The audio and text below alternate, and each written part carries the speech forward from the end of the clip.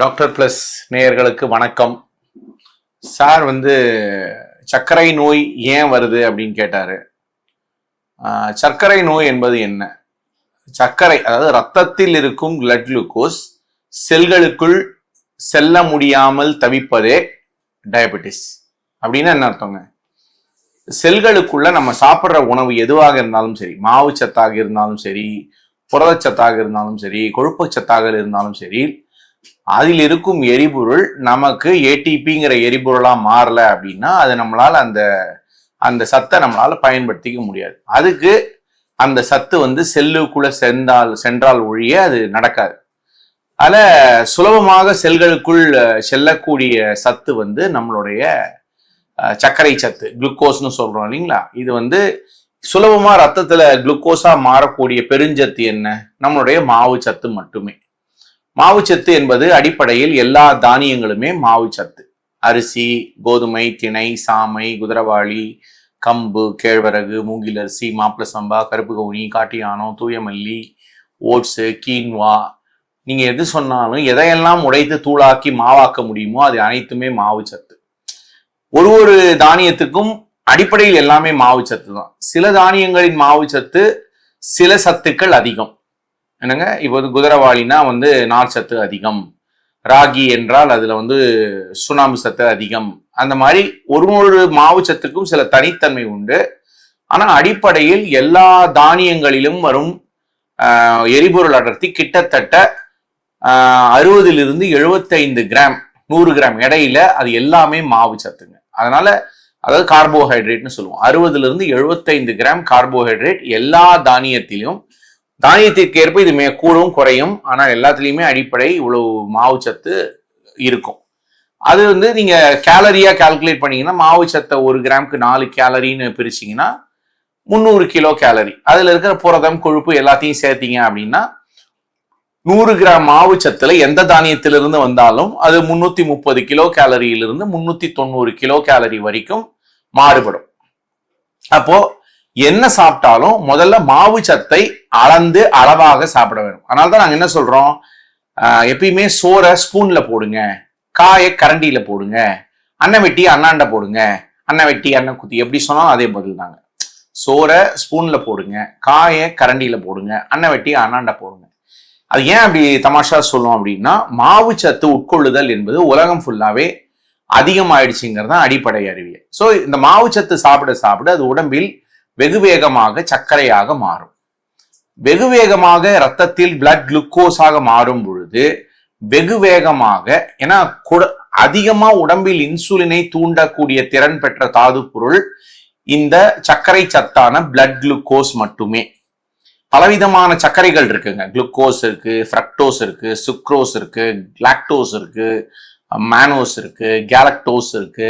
இந்த மாதிரி பல வகையான சர்க்கரைகள் இருப்பினும் இந்த குடலில் சேரும் இந்த குளுக்கோஸ் என்பும் சர்க்கரைக்கு மட்டுமே சர்க்கரையை தூண்டக்கூடிய அதீத திறன் பெற்ற இனிப்பு சத்தாக கருதப்படுது. அப்ப எந்தெந்த உணவெல்லாம் வேகமா குளுக்கோஸா மாறுதோ குடல்ல, அது அனைத்துமே வேகமாக இன்சுலினை தூண்டும்.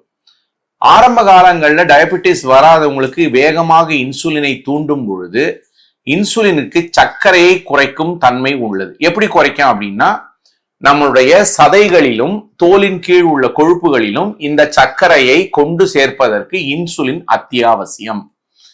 வேறு எந்த உடம்பு சதைக்கும், ஃபார் எக்ஸாம்பிள் மூளையை எடுத்துக்கோங்க, மூளைக்குள்ள சர்க்கரை போறதுக்கு இன்சுலினோட தேவை இல்லை. இன்சுலின் இல்லாமலேயே மூளையில் உள்ள நரம்பு மண்டலம், நியூரான் எனப்படும் நரம்பு மண்டலத்துக்கு சர்க்கரை உள் செல்வதற்கு இன்சுலின் தயவு தேவை கிடையாது. அதனால டயபெட்டிஸ் உள்ளவங்களுக்கு மூளைக்கு போற சர்க்கரையில எந்த ஒரு பாதிப்பும் வராது. இப்ப அதே மாதிரி ரத்த அணு எடுத்துக்கோங்க. ரத்த அணு, சிகப்பு ரத்த அணு இருக்கு இல்லைங்களா? சிகப்பு ரத்த அணுக்கு உள்ள சர்க்கரை போறதுக்கும் இன்சுலினோட தயவு சுத்தமா தேவை கிடையாது. ஸோ ஹீமோகுளோபின் குறையாது, மூளையில எந்த சிதைவும் ஏற்படாது. சர்க்கரை இன்சுலினே இருந்தாலும் சரி இல்லைனாலும் சரி, எப்படி இருந்தாலும் இந்த மூளைக்கு, ரத்த அணுக்கு இதுக்கெல்லாம் தானாகவே சர்க்கரை சென்று விடும், இன்சுலினின் தயவு இல்லாமல். ஆனால் சதைகளிலோ தோலின் கீழ் உள்ள கொழுப்புகளுக்கு சர்க்கரை செல்ல வேண்டும் என்றால், செல்லுக்குள் செல்ல வேண்டும் என்றால் அதற்கு இன்சுலினோட தயவு தேவை. அப்ப ஆரம்ப காலங்களிலேயே வளர்ச்சி பருவத்திலேயே நாம அதீதமாக இன்சுலினை தூண்டக்கூடிய, அதீதமாக பிளட் குளுக்கோஸாக வேகமாக மாறக்கூடிய மாவுச்சத்தை நிறைய உட்கொண்டால் அது இன்சுலினை ஆரம்ப காலங்களில் அதிகமாக தூண்டும். அதிகமாக தூண்டினாலும் அப்பா அம்மா ஒரு உயரம் இருக்கும் பொழுது அம்மா அப்பாவின் தாத்தா பாட்டியின் தோற்றங்களை கொண்டு வரும்போது வளர்த்தியாகவே தெரியும், சற்றே உடல் பருமனாக தெரியும். ஏன்னா அந்த எரிபொருள் எல்லாமே இந்த வளர்ச்சிக்கு பயன்படும் பொழுது 15-16 வயசு பொம்பளை பசங்களுக்கும் ஒரு 18-19 வயசு வரைக்கும் ஆம்பளை பசங்களுக்கும் அவங்க என்ன சாப்பிட்டாங்கிறது பெரும் வெளிப்புற தோற்றத்தில் பெரும் அளவுக்கு தெரியாது, 1% தவிர. அவங்களே இது இப்போ இன்சுலினை அதிகமாக தூண்டிக்கொண்டே இருக்கும் பொழுது 18 25-30 வயசில் நெருங்கும் பொழுது கழுத்தை சுற்றி உள்ள பிரவுன் ஃபேட் எனப்படும் எரிபொருளை சுலபமாக எரிக்கக்கூடிய ஒரு கொழுப்பு உடம்பில் காணாமல் போய்விடும். ஒரு 250-300 கிராம் தாங்க இருக்கும். இது வயது கம்மியாக இருக்கிறவங்களுக்கு இருக்கும், வயது அதிகமாக ஆக இது இல்லாமல் போய்விடும். இந்த பிரவுன் ஃபேட் இருக்கிற வரைக்கும் நமக்கு எரிபொருளே அதிகமாக உட்கொண்டாலும், தேவைக்கு அதிகமாக எரிபொருள் உட்கொண்டாலும் இந்த பிரவுன் ஃபேட் ஆனது அந்த எரிபொருளை எரித்துவிடும். அப்ப அது அதாவது எரிபொருள் எரிபொருள் உதிரி எக்ஸ்ட்ரா எரிபொருள் உடம்புல கொழுப்பா மாறுவதற்கான வாய்ப்பு வசதி கம்மி.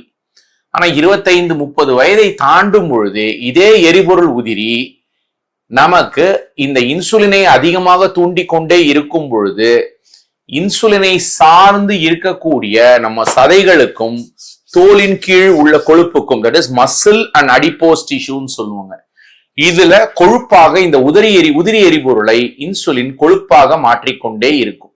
ஏன்னா இன்சுலினுக்கு சர்க்கரை குறைத்து கொழுப்பாக மாற்றும் தன்மையும் புரதம் உடையாமல் பார்த்து கொள்ளும் தன்மையுமே உண்டு. அதனால நம்ம இன்சுலின் ஆரம்ப காலத்துல தூண்டும் போது டயபெட்டிஸா வராதுங்க. இது உடலில் தோலின் கீழ் கொழுப்பாகவும் சதைகளுக்குள் கொழுப்பாகவும் இன்ட்ராமயோசெல்லுலர் ஃபேட்னு சொல்லுவாங்க. அதாவது தோலின் கீழ் கொழுப்பாகவும் சதைகளிற்குள் கொழுப்பாகவும் உட்காரும். வெளிப்புற தோற்றத்தில் சின்ன மாற்றம் வரும், ஆள் கொஞ்சம் பூசினா மாதிரி ஆவாங்க. அதுதான் பிற்காலங்கள்ல மாவுச்சத்து, வேகமாக செரிமானமாகக்கூடிய மாவுச்சத்து, அடுத்து புரதச்சத்து, அடுத்து கொழுப்பு சத்து, எதை உட்கொண்டு எரிபொருள் உதிரி வந்தாலும் நமக்கு தேவை ஒரு 2000-2200 கிலோ கேலரி தாங்க. இதை இந்த 3 பெருஞ்சத்துல எதை அதிகமாக உட்கொண்டாலும், எந்த சதவீதத்தில் 2200 தாண்டினாலும் அந்த அதிகமான எரிபொருள் என்பது உடம்பில் கொழுப்பாகவே மாறும். அப்ப இந்த கொழுப்பு எரிபொருள் உதிரி என்பது நம்மளோட கொழுப்பாக லிவரில் உள்ள கொழுப்பாகவும் சதையில் உள்ள கொழுப்பாகவும் மாறும். இதுதான் பிற்காலத்துல ஃபேட்டி லிவர்னு சொல்றோம், இதுதான் பிற்காலத்துல ஃபேட்டி மசில்னு சொல்றோம். இதேதான் பிற்காலத்துல இன்சுலினை ரொம்ப தூண்டிய பிறகு இன்சுலின் செயல்படும் திறன் குறைய குறைய செல்களின் கதவு, இந்த தோலில் இந்த சதைகளில் உள்ள செல்களின் கதவை திறக்க முடியாமல் போறதும், நம்ம கொழுப்பில் உள்ள செல்களின் கதவு திறக்க முடியாமல் போகவே இன்சுலின் ரெசிஸ்டன்ஸ் என சொல்லப்படும் டைப் 2 டயபெட்டிஸ்கான அடிநாதம் அமைக்கப்படுகிறது. அதுதான் பிற்காலத்துல ஃபேட்டி லிவர், ஃபேட்டி மசில். அதுதான் பிற்காலத்துல ஃபேட்டி லிவர் அதிகமாக ஹை ஃபாஸ்டிங் சுகராகவும் வெறும் வயிற்று சர்க்கரையாகவும் போஸ்ட்பிராண்டியல் சுகரான சாப்பிட்ட பிற்பாடான சர்க்கரை இந்த இன்ட்ராமயோசெல்லுலர் ஃபேட், அதாவது சதைகளில் உள்ள நுண்கொழுப்பின் அடர்த்தி அதிகமானதுனாலும் வரவதே டைப் 2 டயபெட்டிஸுங்க. இப்ப ஏன் இது அதிகமாயிடுச்சுன்னா வெளியில் உண்ணும் உணவும் அதிகமாகுது, அது இல்லாமல் இந்த மாவுச்சத்தை சாப்பிடுவோம்னு சொல்லிக்கிட்டு நிறைய கொழுப்பு சத்தும் நம்ம சாப்பிட்றோம். கொழுப்பு சத்து தான் அந்த எலிஃபண்ட் இந்த ரூம்னு சொல்லுவோம். ஏன்னா இப்ப எல்லாத்துலயுமே பாம் ஆயிலும் சன்ஃபிளவர் ஆயிலும் அதிகமா இருக்கு. இந்த பாம் ஆயில் தான் உலகத்தின் நம்பர் 1 எண்ணெய்ங்க. 90 மில்லியன் டன்னுங்க. 2025 டேட்டா பாத்தீங்கன்னா 235 மில்லியன் டன்ல கிட்டத்தட்ட 70-90 மில்லியன் டன், கிட்டத்தட்ட 30-35% உலக உண்ணும் எண்ணெயில பாம் ஆயில் தான் நம்பர் 1. இந்த பாம் ஆயில்ல இருக்கும் கொழுப்பு அமிலத்தின் பெயர் பாமிட்டிக் ஆசிட். இந்த பாமிட்டிக் ஆசிட் என்பது வெகு நீளம் கொண்ட கொழுப்பு அமிலம்ங்க. 16 கார்பன். இந்த 16 கார்பன் கொண்ட பாமிட்டிக் ஆசிட் எதுலெல்லாம் இருக்கோ அது எல்லாமே ஆரம்ப காலங்களிலேயே நம்ம உட்கொள்ள ஆரம்பிக்கும் பொழுது அது இன்சுலினை அதீதமாக தூண்டும். நம்ம இன்சுலினை உற்பத்தி பண்ணும் செல்லான பீட்டா செல்லில் தூண்டும் என்பது 1992 இருந்து இருக்குங்க. எல்லாரும் பாமாயில் சாப்பிடணும்னா பாமாயில் வந்துங்க ஐஸ்கிரீம்ல இருக்கு, எல்லா நொறுக்கு தீனிலையும் இருக்கு, எல்லா பேக்கரி ஐட்டத்திலையும் இருக்கு.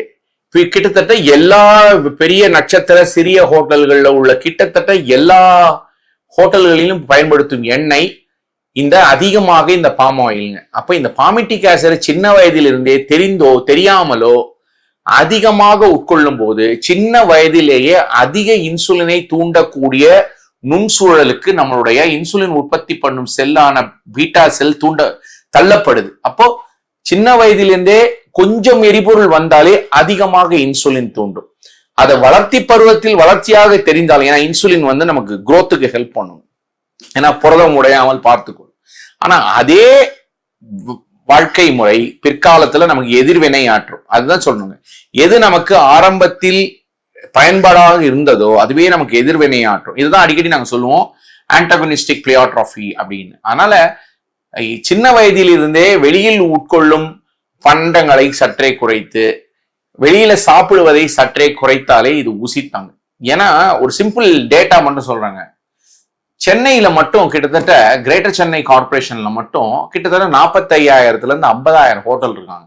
சிறு சிற்றுண்டி, கையேந்தி பவன், தள்ளுவண்டி, சின்ன ஹோட்டல், பெரிய ஹோட்டல், நட்சத்திர ஹோட்டல்னு கிட்டத்தட்ட 45,000 இருந்து 50,000 ஹோட்டல் இருக்கு. இதுல இதை கண்காணிக்க வேண்டிய ஃபுட் இன்ஸ்பெக்டர் வெறும் 30 பேர் இருக்காங்க. 30 பேருக்கு எல்லாருக்கும் ஒரு நாள் வீக் ஆஃப் இருக்குங்க. ஒரு சண்டே சிஎல் எடுத்துட்டாருன்னு வச்சுக்கோங்க, 25 நாள்ல சராசரியா ஒரு ஃபுட் இன்ஸ்பெக்டர் ஒரு நாளைக்கு 60 ஹோட்டலையாவது பார்த்து ஆராய்ச்சி செய்யணுங்க, ஆய்வு செய்யணும். ஒரு நாளைக்கு 4 ஹோட்டல் பண்ணாருன்னா பெரிய விஷயம். அப்போ இந்த எண்ணெயெல்லாம் எவ்வளவு பயன்படுத்துறாங்க, எத்தனை முறை பயன்படுத்துறாங்க, இது எல்லாமே நமக்கு இந்த ஃபேட்டி லிவரையும் ஃபேட்டி மசிலையும் தூண்டுவதற்கான எல்லா வாய்ப்பு வசதியும் உடம்புல பண்ணி தருதுங்க. அப்போ ஆரம்ப காலத்திலிருந்தே இதை நம்ம மாற்றல அப்படின்னா, நீங்க இப்ப பள்ளிக்கூடங்கள்ல நீங்க போய் பார்த்தீங்கன்னா எல்லா குழந்தைங்களும் உடல் பருமன் அதிகமாகுது. எல்லா காலேஜ்லயும் நீங்க போனீங்கன்னா எல்லா குழந்தைங்களுக்கும், நீங்க மெடிக்கல் காலேஜே வந்தாலும் சரிங்க, எல்லா பசங்களுக்கும் அந்த முடி கொட்டுதல் ஆரம்பிச்சு வெயிட் போடுறதுல ஆரம்பிச்சு கிட்டத்தட்ட அதுதாங்க அடிநாதம். இதுதான் பிற்காலத்துல டைப் 2 டயபெட்டிஸ் ஆகவும் மாறுது. டைப் 2 டயபெட்டிஸ் வராமல் இருக்கிறதுக்கு டிப்ஸ் என்னன்னு கேட்டாரு. டிப்ஸ் எல்லாம் இல்லைங்க, வாழ்க்கை முறை மாற்றம் தாங்க. இதெல்லாம் தான் எபிஜெனெட்டிக்ஸ் அப்படின்னு சொல்றாங்க. ஒரு காலத்துல நான்லாம் எம்பிபிஎஸ் படிக்கும்போது அப்பா அம்மா கொடுத்த மரபணு தான் மரபணு, அதுதான் டிஎன்ஏ, டிஎன்ஏல இருந்து ஆர்என்ஏ, ஆர்என்ஏல இருந்து புரோட்டீன், இதுதான் ஜெனட்டிக்ஸ்ன்னு நாங்க படிச்சோம். இதுக்கு பேர் ஃப்ளோ ஆஃப் பயாலஜிக்கல் இன்ஃபர்மேஷன் பேருங்க. இது வந்து அப்பா அம்மா என்ன கொடுத்தாங்க மரபணு, அதான் நம்ம மரபணு, அதை வச்சுதான் நம்ம வாழ்க்கையை ஓட்டணுங்கிறது தான் புரிதலா இருந்ததுங்க. இப்போ வந்துங்க அப்படி இல்லைங்க. இப்போ எபிஜெனட்டிக்ஸ்ன்னு சொல்றோம். அப்படின்னா மரபணுவிற்கு மேல்னு அர்த்தங்க லாட்டின்ல. இதை வந்து 1942 இருந்தே ஒரு கான்ராட் வாட்டிங்டன் ஒருத்தர் சொல்லிட்டு வராருங்க. ஆனா இப்ப இதுதான் வந்துங்க மிக முக்கியமான கூறா கருதப்படுது. அப்படின்னு என்ன அர்த்தங்க, சூழலினால் நம்மளுடைய மரபணுவின் பரிமாணத்தை மாற்றி அமைக்க முடியும்னு சொல்றேன். அதாவது மரபணுவை மாற்ற முடியாதுங்க, மரபணுவின் வெளிக்கொணர்தல், பரிமாண வெளிக்கொணர்தல்களை சற்றே மாற்ற முடியும். Environmental alteration of gene expression அப்படின்னு சொல்றாங்க. அப்படின்னா என்ன என்விரான்மெண்ட்டுங்க, நம்மளுடைய வெளிச்சூழல் அண்ட் உள்சூழல். வெளிச்சூழல் அப்படி என்பது நாம வந்து வாங்குற மூச்சு காத்து, நாம குடிக்கிற தண்ணி, நாம சாப்பிட்ற சாப்பாடு, இது எதுவாக இருந்தாலும் இதுதான் உள் சென்று நம்ம செல்லோட சூழலை மாத்துது. மைக்ரோ என்விரான்மெண்ட், நுண்சூழல் அப்படின்னு சொல்றோம். இந்த நுண்சூழல் மாறாமல் இருக்கணும் அப்படின்னா செல்களுக்கு சுலபமாக சர்க்கரை சென்று அடையணும். நம்ம சாப்பிட்ற சர்க்கரையும் வேகமாகவும் செரிமானமாக கூடாது, அதே சமயம் அது ரொம்ப அதிகமாகவும் நம்ம அந்த சர்க்கரையே நமக்கு உடம்புக்கு செலுத்தக்கூடாது. அப்படின்னா சுலபமா புரிஞ்சுக்கணும் அப்படின்னா, எது எல்லாம் வாயில் பட்ட உடனே சுவையா இருக்கோ அது எல்லாமே வேகமாக ரத்தத்தில் சர்க்கரையாக மாறும். எதெல்லாம் வாயில பட்ட உடனே கரையுதோ அது எல்லாம் சுவை. அது இரண்டே வகை தாங்க ஆகும், மாவு சத்து புரதச்சத்து, மாவு சத்து கொழுப்பு சத்து. மாவு சத்தும் கொழுப்பு சத்தும் வாயில் கரையும். வாயில் கரையக்கூடிய எதுவாக இருந்தாலும் அது இனிப்பா காரமா முக்கியம் இல்லை, அது வேகமாக செரிமானம் ஆகிவிடும். ஃபார் எக்ஸாம்பிள் குலாப் ஜாமுன் இனிப்பா காரமா? ஏன் சார்? இனிப்பு. கறி குழம்பு இனிப்பா கார குழம்பு இது இனிப்பா காரமா? ரெண்டுமே வாயில பட்டா சுவையா சுவை இல்லையா? ஏன் ரெண்டுமே வாயில பட்ட உடனே சுவை? ஏன்னா ரெண்டுத்துலயுமே நார்ச்சத்து கிடையாது. ரெண்டுத்துலயுமே நார்ச்சத்து இல்லாதனால் வாயில் கரையும். எதெல்லாம் வாயில் கரையுமோ அது வேகமாக ரத்தத்தில் சர்க்கரையாக மாறும். அப்ப அது வேகமாக இன்சுலினை தூண்டும். சோ வேகமாக இன்சுலினை தூண்டக்கூடிய வாயில் கரையக்கூடிய அதீத சுவை பெற்ற உணவுகளை வரம்பு இல்லாமல் சாப்பிடுவதை தவிர்க்கணும். அப்போ எதெல்லாம் வாயில் கரையாது? நம்மளுடைய நார்ச்சத்தும் புரதச்சத்தும் வேகமாக கரையாது. ரைட்டுங்களா? நார்ச்சத்தும் புரதச்சத்தும் வேகமாக கரையாது. ஏன்னா நார்ச்சத்தை உடைக்கக்கூடிய திறன் மனிதனின் மரபணுவிலேயே இல்லை. என்னங்க, நார்ச்சத்து வாழைத்தண்டு எடுத்துக்கங்க, வாயிலேயே கரையாதுங்க. அதனாலதான் அதுக்கு விலையும் கம்மியே, எந்த ஹோட்டலும் செய்ய மாட்டான். அப்ப வாழைத்தண்டு ஒரு எக்ஸாம்பிளுக்கு, வாழைத்தண்டோ வாழைப்பூவோ சுரக்காவோ பூசணிக்காவோ எதுவுமே வாயில கரையாது. எதுவுமே ஹோட்டல்ல கிடைக்காது. ஏன்னா வாயில கரையாதனால சுவை கிடையாது, சுவை இல்லாதனால விலை கம்மி. இது எதுவுமே நம்மளோட இன்சுலினை வேகமாக தூண்டக்கூடிய அளவுக்கு ரத்தத்துல சர்க்கரையா மாறாது. அப்போ வாயில் கரையக்கூடிய நார்ச்சத்து அதிகமாக இருக்கக்கூடிய காய்கறிகளை அதிகப்படுத்தணும். அடுத்தது புரதம். புரதம்னு சொன்ன உடனேவே எல்லாரும் நாங்க முட்டைன்னு வந்து நிற்பாங்க. ஏன்னா முட்டை தான் ரொம்ப சுலபமாக கிடைக்கக்கூடிய ஒரு புரதம். சின்ன வகை புரதத்துல அழகா கிடைக்கும். அதனால வளர்ச்சி பருவத்துல இருக்கிற குழந்தைங்களுக்கு முட்டையோ அசைவ புரதமோ பேலன்ஸ்டா கொடுக்கும்போது எந்த தவறும் இல்லை. அதாவது 1:4 1:5 கொடுக்கலாங்க. ஒரு பாக அசைவ புரதத்துக்கு ஒரு 5 பாகமோ 4 பாகமோ சைவ புரதம் கொடுப்பதே உசித்தம். ஏனென்றால் எல்லா அசைவ புரதமும் கொழுப்பை சார்ந்தே வரும், சைவ புரதம் மட்டுமே கொழுப்பை சாராமல் வரும். சோ எரிபொருள் அடர்த்தி ரொம்ப அதிகமாயிடக்கூடாது. அப்ப சைவ புரதம் 4 பாகம், அசைவ புரதம் 1 பாகமாகவும் நார்ச்சத்து நிறையாகவும் வைத்து சாப்பிட்டாலே டைப் 2 டயபெட்டிஸ், அதாவது வாயில கரையிற அளவுக்கு சாப்பிடாம இருந்தோம்னாலே நமக்கு டைப் 2 டயபெட்டிஸ் என்பது அவ்வளவு சுலபமாக வராது.